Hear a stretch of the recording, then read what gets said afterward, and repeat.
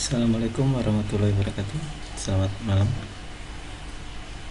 Untuk materi kita kali ini tentang database server.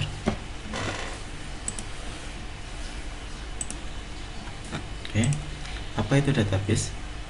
Database adalah sebuah program komputer yang menyediakan layanan pengelolaan basis data, melayani komputer atau program aplikasi basis data yang menggunakan model klien dan server.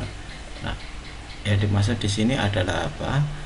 Yang dimana di dalam database server ini, di situ ada sebuah basis data yang ditempatkan di dalam server yang akan diakses oleh klien.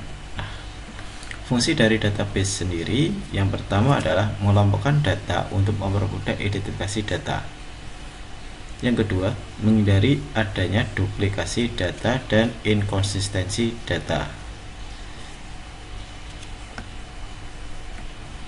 Yang ketiga, memudahkan dalam menyimpan, mengedit, menghapus, menginput, dan mengakses data. Ini kalau bisa dibilang read, edit, gitu ya, input, and delete. Nah, yang keempat, menjadi sebuah solusi dalam proses penyimpanan sebuah data, terutama data yang memiliki ukuran besar. Yang kelima, mendukung aplikasi yang membutuhkan ruang penyimpanan.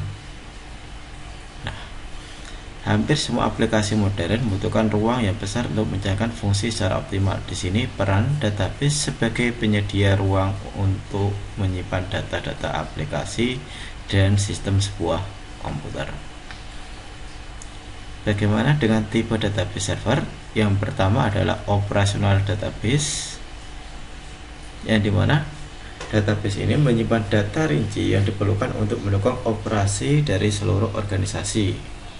Yang kedua, analytic database. Di sini juga menyimpan data dan informasi dari operasional yang dipilih dan eksternal database. Yang ketiga, data warehouse. Sebuah data warehouse menyimpan data dari saat ini dan tahun-tahun sebelumnya yang diambil dari berbagai database operasional dari sebuah organisasi. Distribusi database, database kelompok kerja dan departemen di kantor regional, kantor cabang, pabrik, mencakup segmen baik operasional, user database, serta data yang dihasilkan hanya pada pengguna situs sendiri. Yang kelima, end user database, terdiri dari berbagai file data yang dikembangkan oleh end user di workshop mereka. Nah, yang keenam adalah external database. Database ini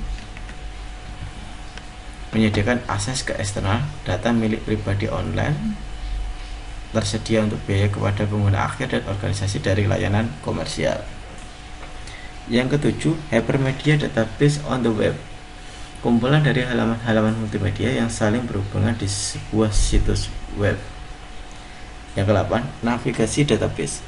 Navigasi database di mana query-nya menemukan benda terutama dengan mengikuti referensi dari objek lain. Yang kesembilan adalah database in memory. Database di memori terutama bergantung pada memori utama untuk penyimpanan data komputer. Yang ke-10, document oriented database, yang dirancang untuk aplikasi berorientasi dokumen.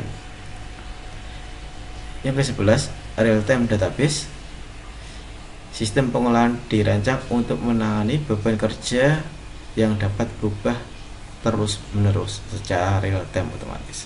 Yang terakhir adalah relational database. Database yang paling umum digunakan saat ini menggunakan infrastruktur informasi struktur sehingga mudah untuk mencari. Contoh software database server antara lain, kalau di dalam Microsoft Office sudah ada namanya Microsoft Access. Di sini merupakan tipikal database storage engine buatan dari Microsoft yang menempel di produk Microsoft Office. Yang kedua, MySQL yang sering sekali digunakan. Tipikal database storage engine ini banyak digunakan oleh programmer, apalagi pada tipikal web developer. Nah, yang ketiga, SQL Server. Engine ini berbayar, akan tetapi Microsoft sudah menyediakan yang versi gratisan. Ini juga include saat ini ada akses dengan esensi MDB kebanyakan. Nah, yang keempat adalah Postgre. Database storage engine ini bersifat open source. Yang kelima adalah Oracle. Bisa menyimpan data sampai ukuran terabit. Database Oracle juga menyediakan yang gratisan versi Home Edisi. Yang sekedar yang ingin belajar Oracle, silakan coba versi Enterprise. Oke, itu adalah materi kita tentang database server. Semoga bermanfaat. Sampai ketemu di materi berikutnya. Assalamualaikum warahmatullahi wabarakatuh.